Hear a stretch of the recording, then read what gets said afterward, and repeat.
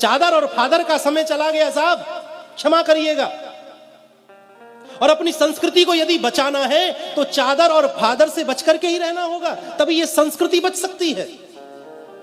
वो समय चला गया जब कहीं जाकर के चादर चढ़ाई जाती थी, कहीं जाकर के फादरों से मिला जाता था। अब समय वह आया कि जब अन्य किसी देश का राष्ट्रपति प्रधानमंत्री आता है तो हमारे देश का प्रधानमंत्री उसे ले जाकर के गंगा जी की आरती कराता है। महाराज, ये दृश्य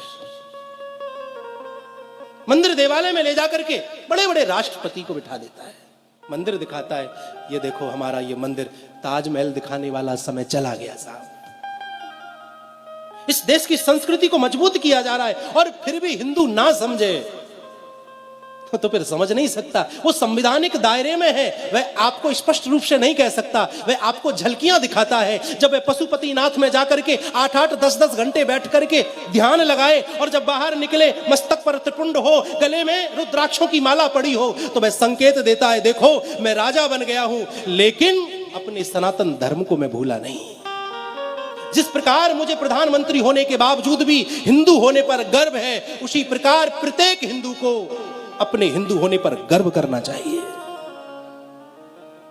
जब केदारनाथ में हमारे देश का राजा जाए और वहां ध्यान मुद्रा में बैठे और जब वहां से निकले भगवा वस्त्रों में, मस्तक पर विद्यमान त्रिपुंड, गले में पड़ी हुई रुद्राक्ष की मालाएं, वो चाल, वो शान, वो आंखों में तेज, अगर इस तेज को देख करके भी हिंदू ना समझे तो मैं समझता हूं कि फिर हिंदू समझ भी नहीं सकता है।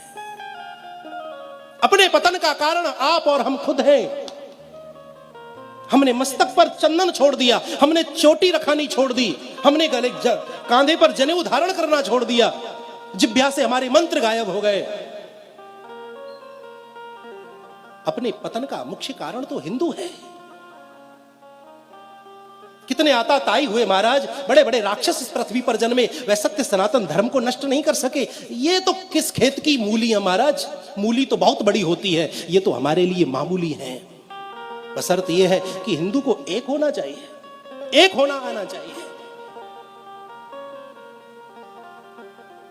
अच्छा लगता है।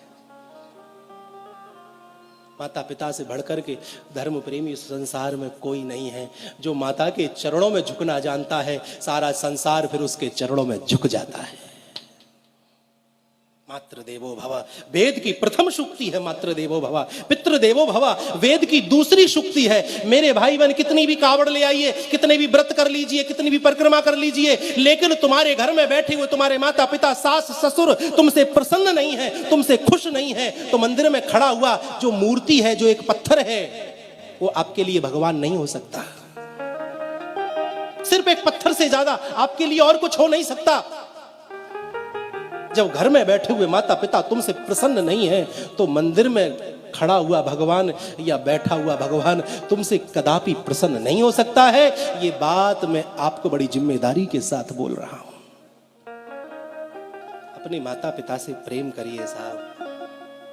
ये जब तक जीवित है इनका सम्मान करिए, इनका सत्कार करिए, इनका आदर करिए, इनकी आंखों में कभी हमारी वजह से आंसू ना आ जाएं, इस बात का प्रयास करते रहिए।